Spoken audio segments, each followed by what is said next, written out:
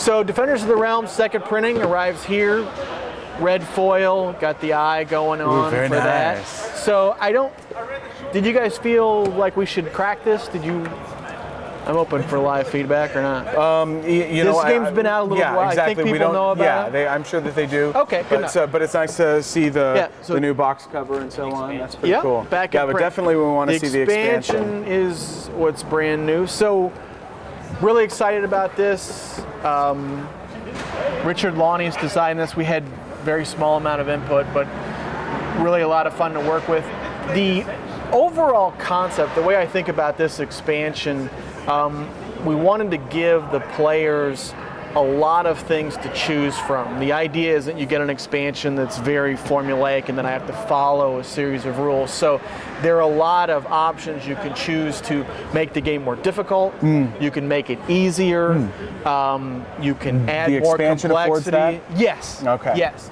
And so you can also, if you are a big fan of the victory points, one of the bits of feedback we got about the base game is that with the fame, with the King's Champion at the end, I had a couple players would say to me, you know what, I hit the bad guy 6 times, but that one guy came at the end and got the slaying blow, and he gets the victory point for it.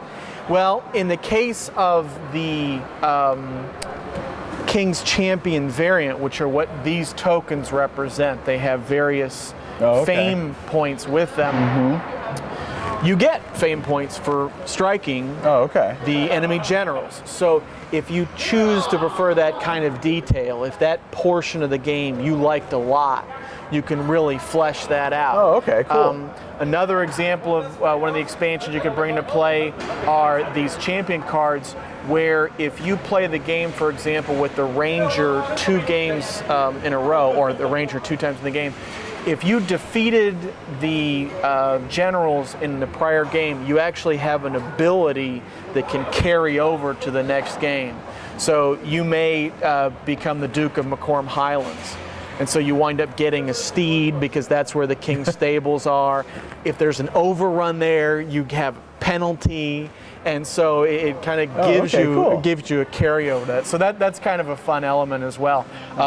We have flame tokens, which are fire tokens, which are part of one of the Red Dragon's abilities. Because it's called the Dragon Expansion. Yes, that is a true statement. And this is a nice little thick. The pens, I mean, it's nice packaging.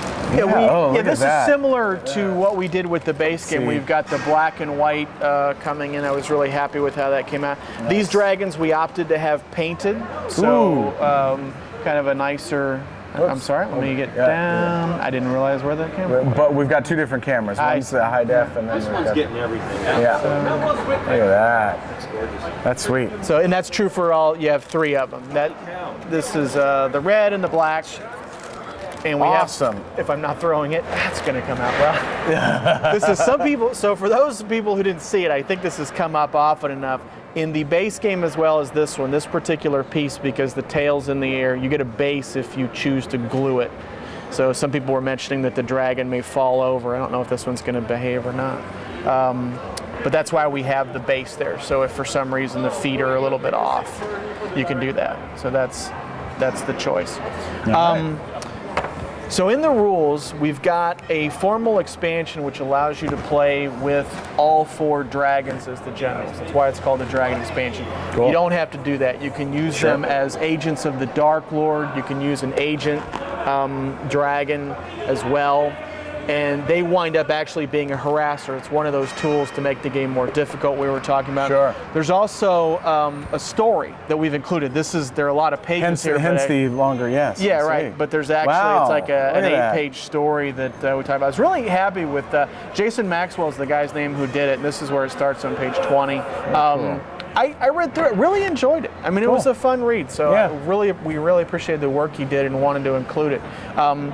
So basically, I kind of look at this as a recipe book to where you've got different variants that you can incorporate for the complexity. Options. You also have scenarios that allow you to set up certain things in play as well. So we're adding new dragons, new minions, which have different ability levels than the base. We have a reference card here I'll pull up and show real quick that so you've got 2 minion choices for each faction now, so you can add variation in that way as well. So we feel like the sales have been outstanding for this. We're very excited. very We beautiful love working game. with Rich. Thank you. Yeah. Thank you. Well put together. I think it's a robust design in the sense that it allows for just so many things for us to do. Yeah. Right now, as this has come out, we are in the middle of doing the sculpts for the Hero expansion, which is scheduled for Q1. So now we're going to bring that side of it That's in as first game. quarter of 2011. Yes, For those of you who thank don't know the very nice. nomenclature. So, and this is debuting here at the show. That's great. And that'll be arriving stateside in late November. Just as like well. the expansion for Railways of the World. And it's arriving concurrently with the reprint of Defenders of the Realm, so the base game will be available. So as the this new with the nice with the foil stamp. foil stamp. Yes, It's that's going right. to be That's right. Very cool. Absolutely. All Thank you right. so much for your time. I'll Great. see you later today. Hey, yeah, you bet.